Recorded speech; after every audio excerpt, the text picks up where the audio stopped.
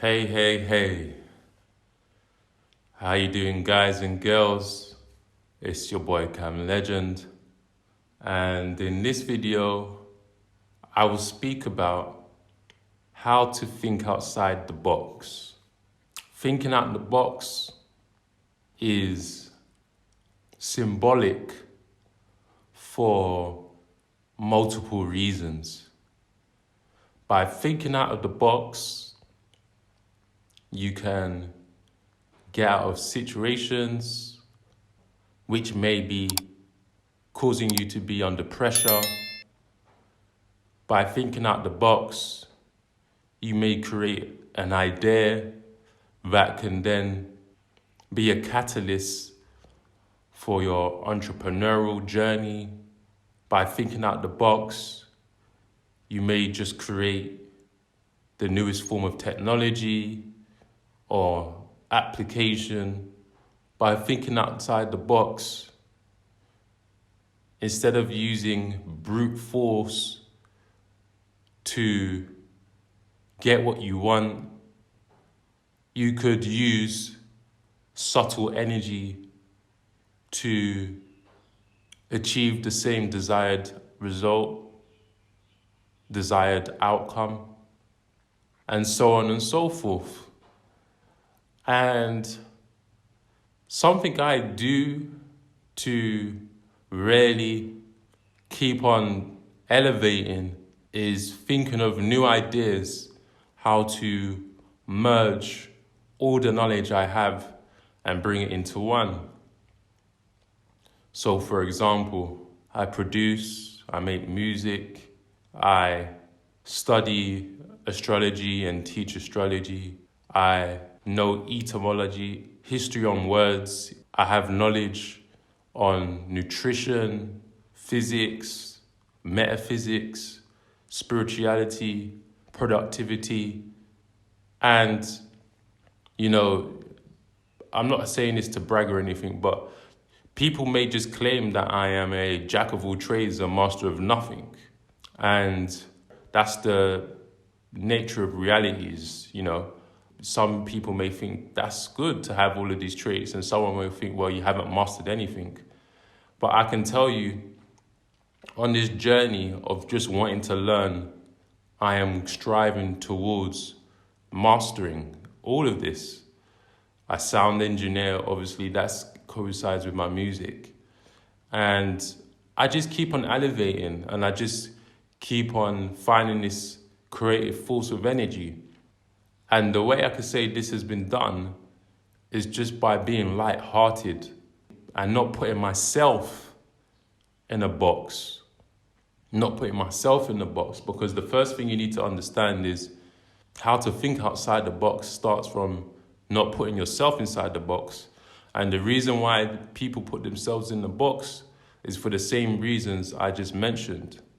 People thinking, okay, I'm a music producer, so that's all I got to do. Or I know about nutrition and I got a degree in nutrition, so that's where it ends.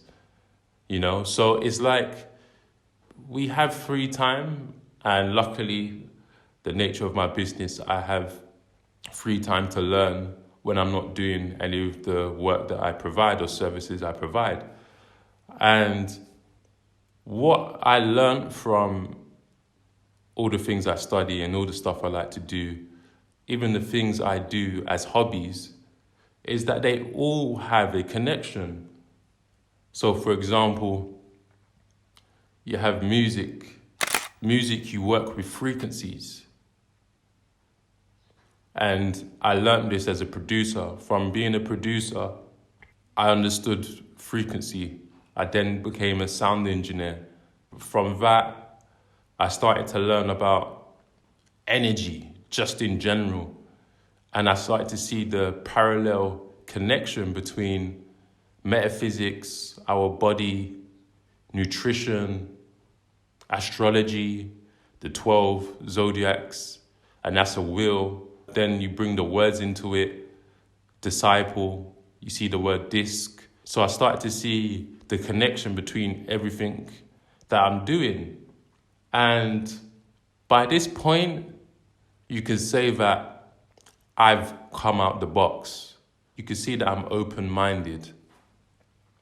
And I believe the beginning of your process of thinking outside the box actually starts from being open-minded to learn and to receive from other people online, sharing content, from being receptive to energy and your energy and the universe ultimately, because the universe has the answers for every question that you have in your mind.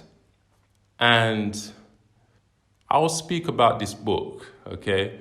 Because something I learned from being somebody mindful of my energy was that when I was making music, making beats, I would find a creative spark when the lights are either dimmed or complete darkness with the headphones in, or spectrums of light that I have on, because obviously I have like a RGB.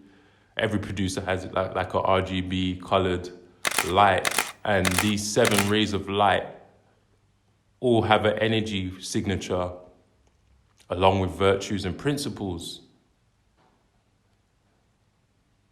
So from doing music, I learned that your surroundings has a lot to do with your thought processing and your thinking.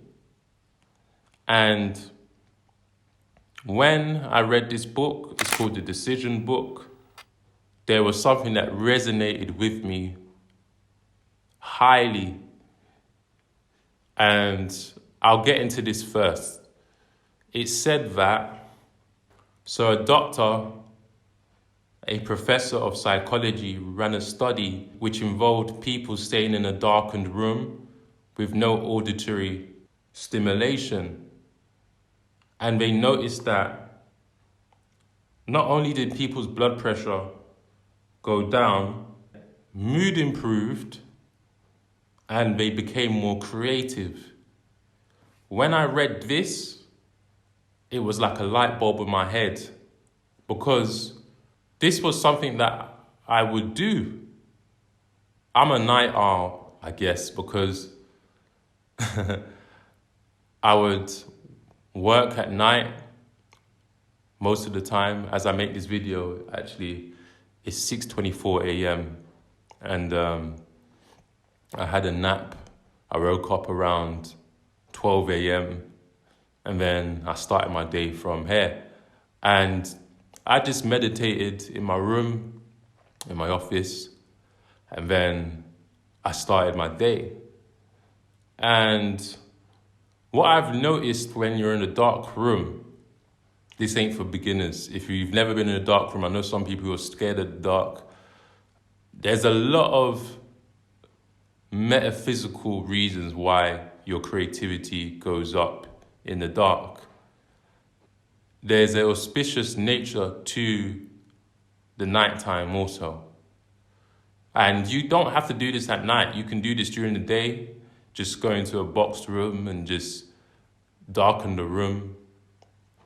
And the reason why this happens, the reason why this can help your creativity and thinking outside of the box, is because we have 2 vital hormones, melatonin and serotonin. Melatonin is to do with darkness. Serotonin is to do with sunlight. So melatonin's for nighttime. This hormone activates at night. Serotonin hormone activates or secretes the most during daytime when the sun is out. And another connection you can do to connect words together is understand that the word M has everything to do with the moon, which shines the brightest at night. And the word S has everything to do with sunlight. So this is how you can make the subtle connections which will then morph your brain into hemi-syncing, which is using both sides of your brain. So melatonin actually is vital for your pineal gland. And your pineal gland needs serotonin and melatonin. And serotonin then converts into melatonin. And I learned this out through Joe Dispenza's work, who has a detailed diagram on how this works, and it can be broken down into smaller atoms. But just for the sake of this video, I just keep it, calm. So if darkness has everything to do with your pineal gland, then that means we are limited to our potential because of this one gland.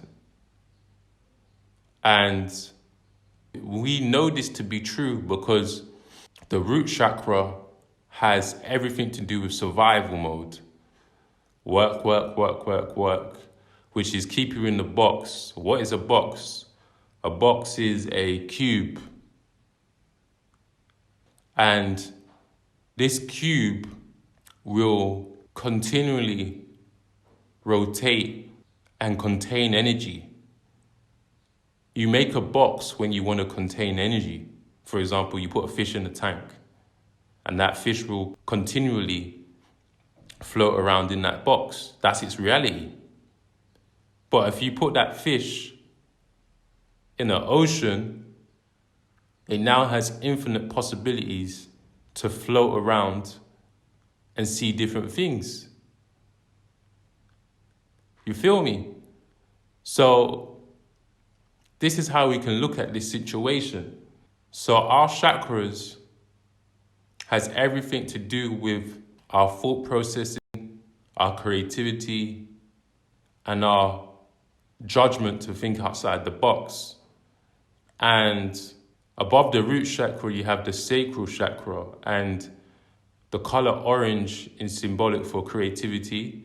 And a lot of your creativity comes from the sacral chakra. And if we can use our imagination, it can really help us think outside the box. When you think outside the box, the way you think of things changes.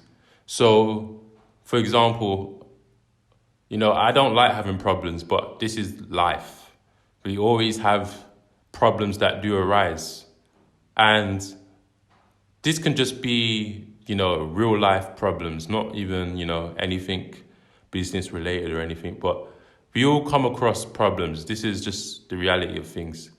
And by looking at situations differently, it can help you bypass this matrix, and the matrix is a cube. So I'll say that, try it out.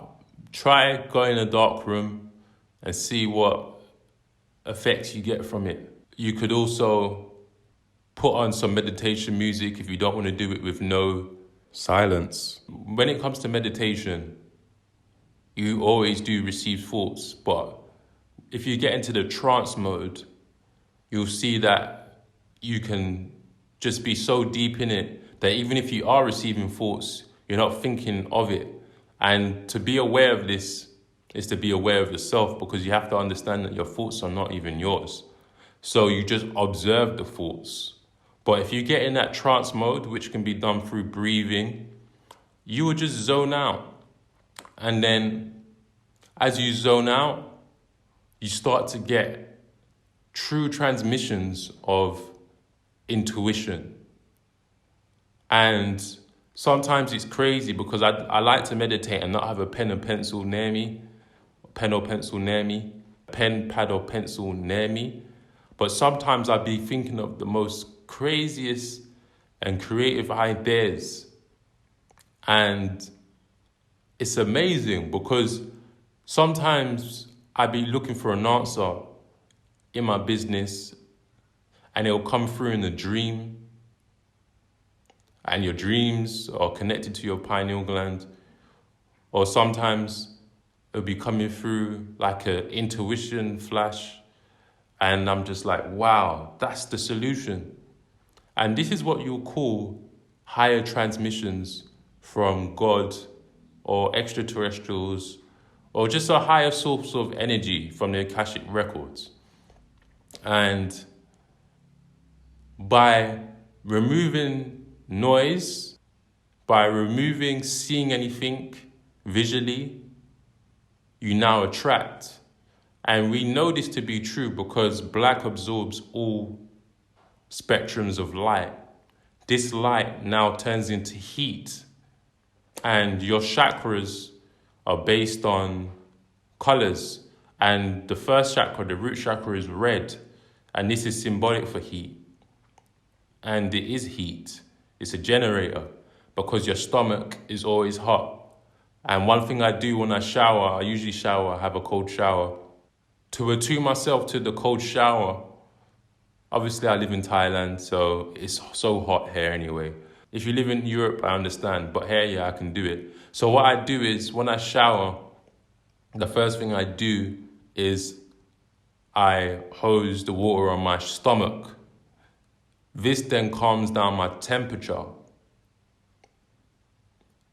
You see what I'm telling you right now? This is all science. This is all like a sacred, subtle science. And your stomach is heat, ultimately. This is what rises up the energy, belly of the beast.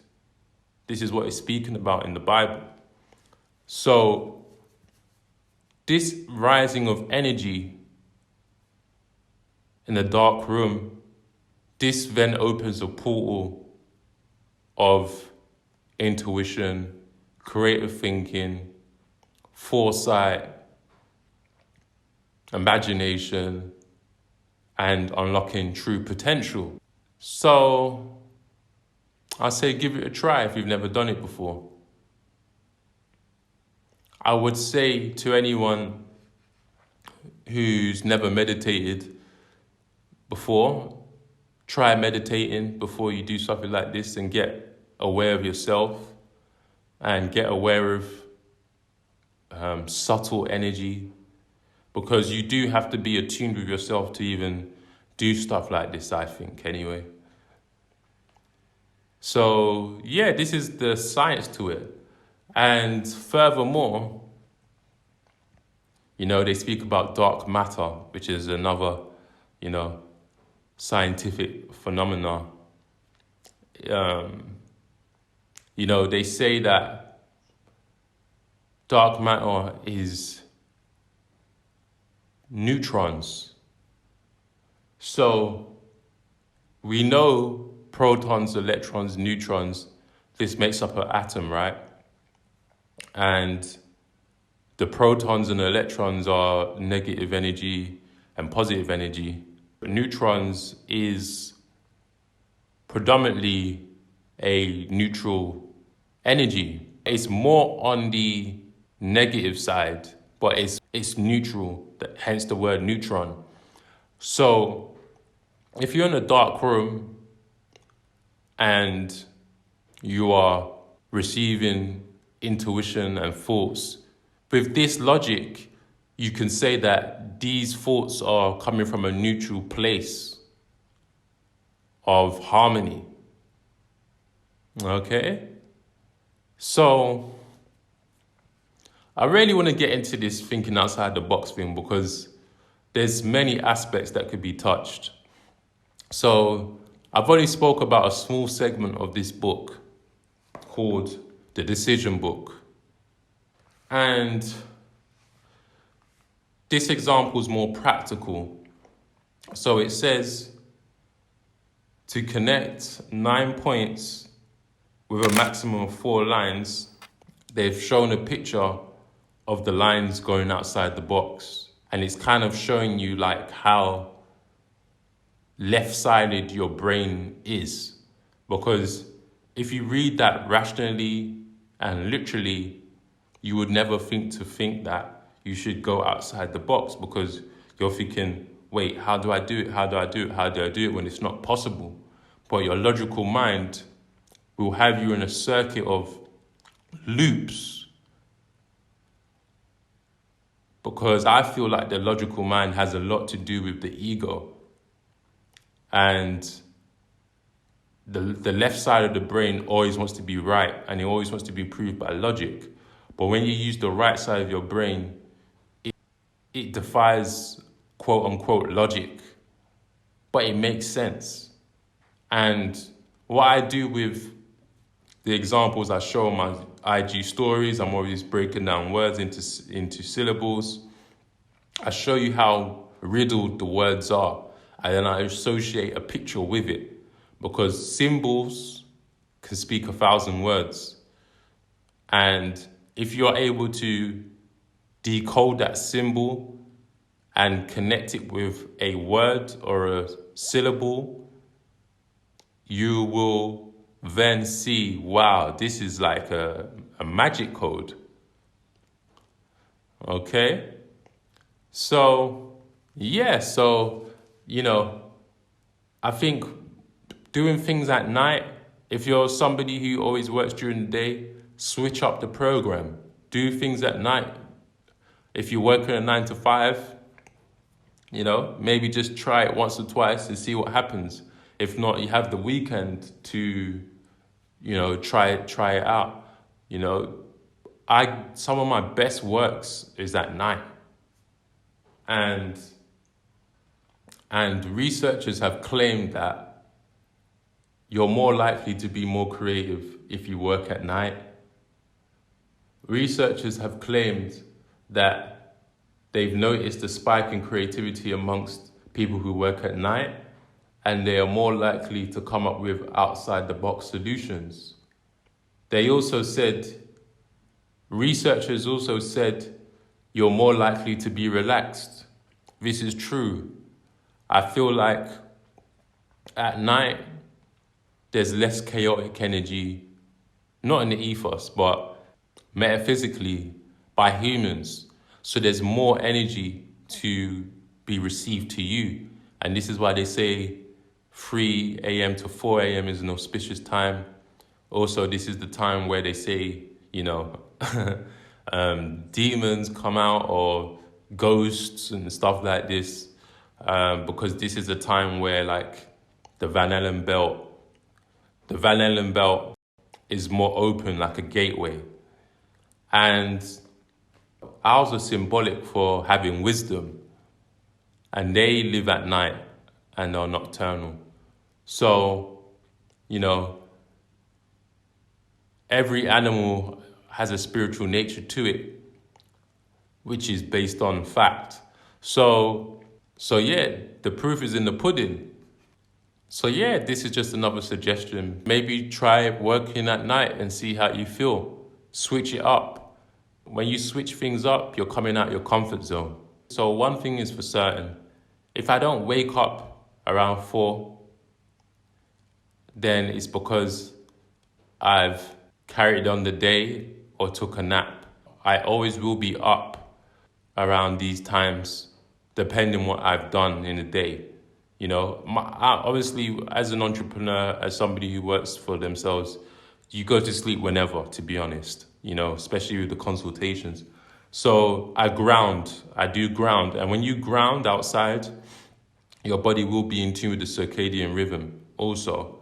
But right now in 2021, there's a lot of different energies, man. I feel like, I don't know, the sun be hitting different. So I'd be napping whenever. I take a siesta whenever. So with that being said, I fast and I have a green tea, and your stomach, I think I've mentioned this in loads of books, in loads of videos already. Your stomach has a lot to do with your intuition, and you know this because the word intuition, intestines, and if you allow space in your stomach, because your stomach is a brain, you will be highly intuitive. This reality is made of time, space, and matter. Space would be strategically eating at certain times. When you create space, you now open the doors to allow better things to come. And the way you manipulate this is through time. And the time you eat food matters, because this materializes in your intestines. So we need to use this sacred science in every aspect of looking at things. Okay? So there's another part of this book called the Morphological box, which is a concept which speaks about creating new combinations on things that already exist. So we could think outside the box and think we're highly creative, which we are. But there's a famous saying that nothing is new under the sun. So to come up with a creative idea, we can build on a foundation. And this is what I do. As I make content, I'm always thinking of newer ideas, how to switch it up, how to get my branding up, how to try this out or try that out. This is building on a foundation that is already there. And you know this to be true because if you look at like BMW, they have the BMW 1 Series. Then you have the X3 or the X4 or X5. These are based on the same similar shape of the 1 Series. And this is how you identify BMW based on the shape. But it's still intuitive. It's still building on the fundamental practice of what has been made.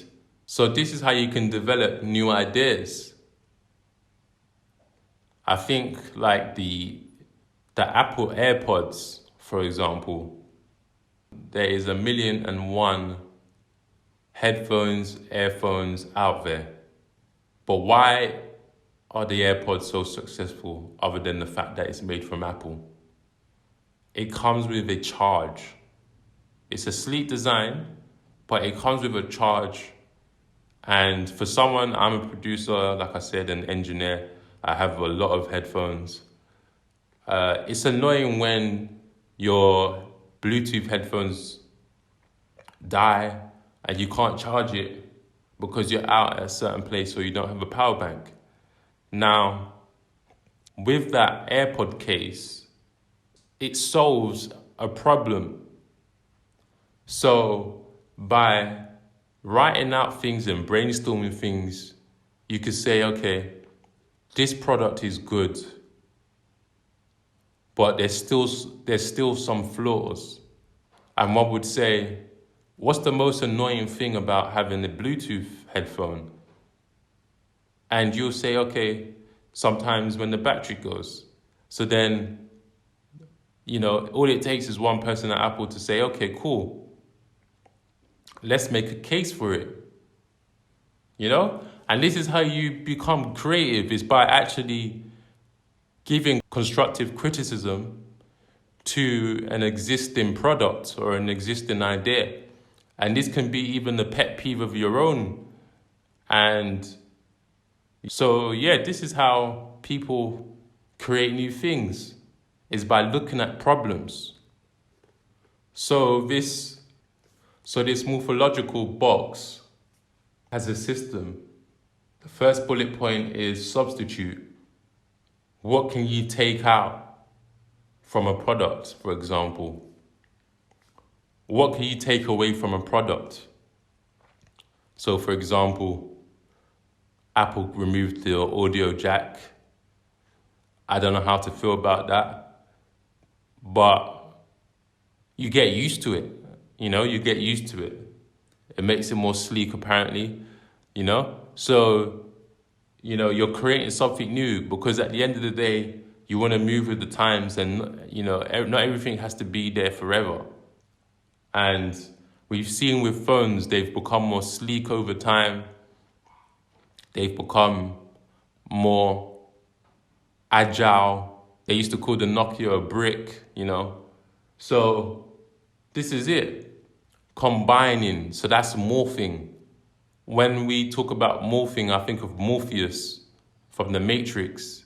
And he had a lot of wisdom. Why? Because he used the left side of his brain, he used his right side of his brain. And Neo only used his neocortex, which is his rational side of the brain. Okay? So we need to morph things together. So you can morph in order to make a niche. A niche is usually made up of a morph of things.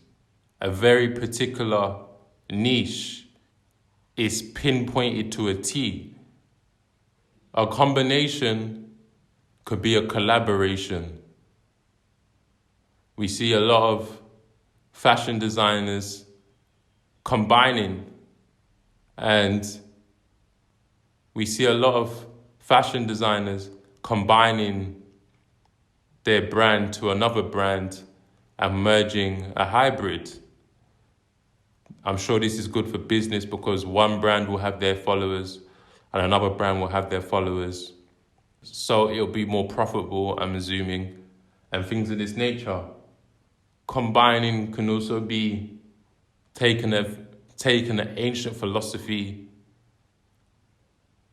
and making it modern. Combining could be, for the music producers out there, mixing UK drill music with R&B, for example, or mixing UK drill music with Latin music, then you have Latin drill now. This is a morphing of different frequencies. And we move on to the next one, adaptation. How can you adapt functions or a visual appearance? Like I said with the Apple phone, they removed a few buttons and it went from Touch ID to Face ID. And this created more space. So they're manipulating space. As I said before, you can manipulate space to make a new material, a new materialistic thing. Modifying. This kind of goes into what I just said with adaptation. Put to other use. Put to other use. What could this be? So for example, there's some beats I make that would never be sold, but they will be good for background music. And I can put this in vlogs.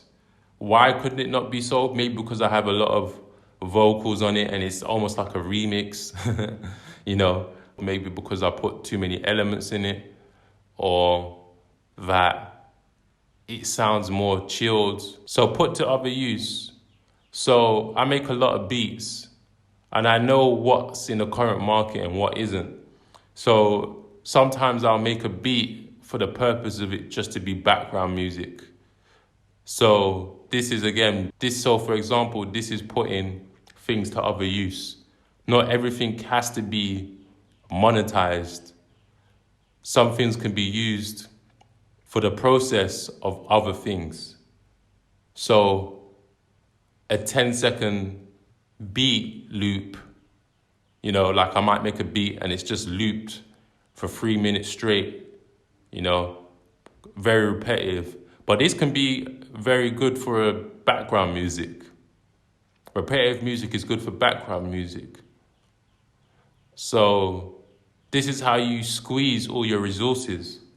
And to eliminate, part of the creative process of thinking outside the box is letting go of things. Can you let go of it? Because again, the container, the box, that's an attachment.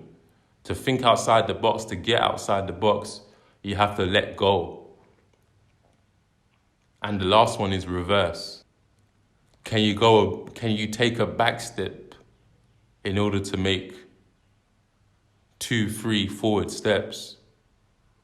By taking a back step, you then will create space. Once you've created space, you now get better thoughts to then navigate a different direction. So yeah, morphology, what's the etymology? Building on something is building on an original foundation, like the tree of life, the tree of life, which we know is connected to our body. The tree of life is a building block. A tree of life is a way of thinking. A tree of life is how programs are made. So if we build on an original foundation, that is how we grow. And if you look at a picture of what they represent as morphology, you can see the stems that are growing from it. And another way to think outside the box is by thinking right to left instead of left to right. So by studying pictures and looking at pictures, you can create a portal in your mind for imagination and creativity. So like they say, a picture can speak 1,000 words. Look at symbols, look at pictures, and just pick up a journal or write down what you see and what you feel and what you think from it, and then build from there, So yeah, if you like this video, you know what to do. Like, share, subscribe, comment. And if you want to get in contact with me, I do name readings. I do subconscious reprogramming. I do a 3-day course where I work with you to help alleviate your programming that was given to you by the Matrix. And I assist you to create a new programming for your brain, tailored to what's best for you. And I also do consultations. If that's of any interest to you, contact me. And with that being said, peace.